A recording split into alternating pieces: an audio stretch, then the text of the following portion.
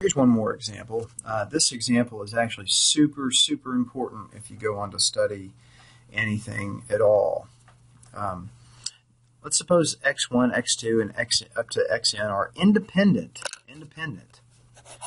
exponentially distributed random variables, but each one maybe has its own rate. Okay, and remember, I use lambda sub I to be the rate, so that the mean of xi is 1 over lambda I. Okay. It turns out, and sometimes you're interested in the minimum of these things. For example, maybe x1, x2, x up to xn. Maybe these are times. Okay, like race times. Okay, this is the amount of time it takes me to run a marathon. This is the amount of time it takes you to run a marathon. This is the amount of time it takes your mom to run a marathon, or whatever.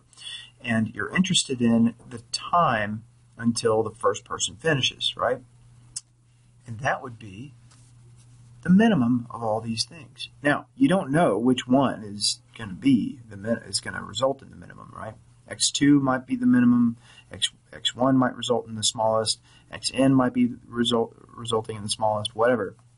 But you want to know effectively what is the time until the first person crosses the finish line. And that's described by this random variable. Alternatively, you might think of V defined to be the maximum of these guys. What's that distributed like? I have no idea. Maybe you could work it out. It's not exponential, it turns out.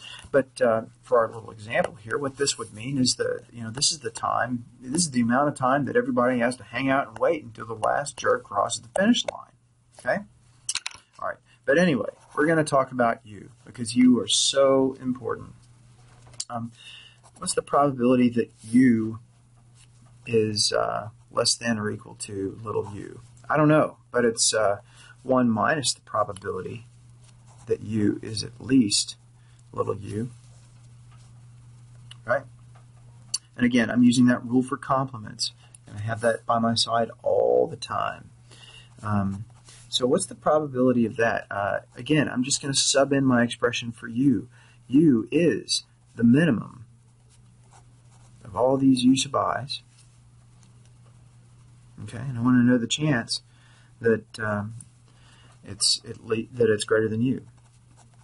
Now, here's a trick. This is a great, great trick. You need to see this. Note that the minimum of these things is at least little u, if and only if every single one of them is at least u.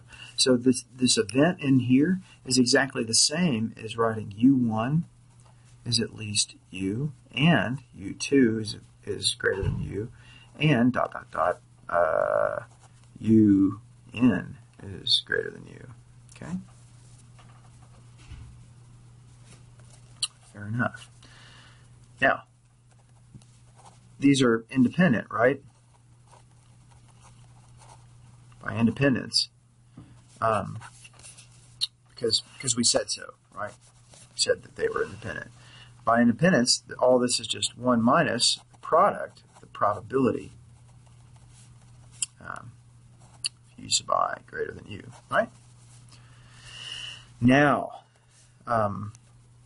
this is really not bad because I know what this is.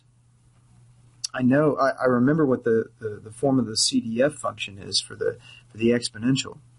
It's 1 minus e to the negative lambda u or whatever, right?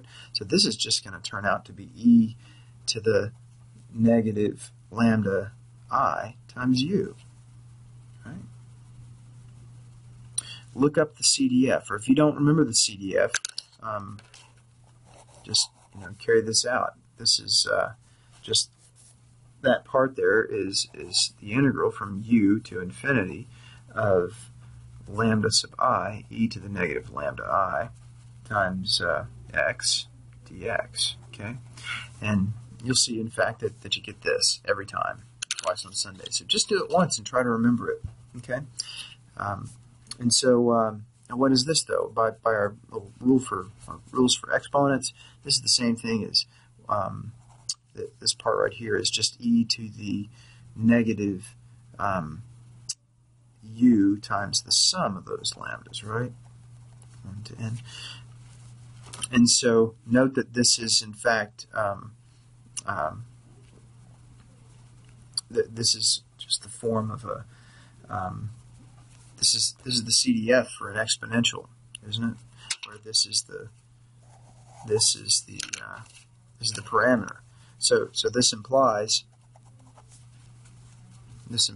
that u is distributed exponential with that is the parameter.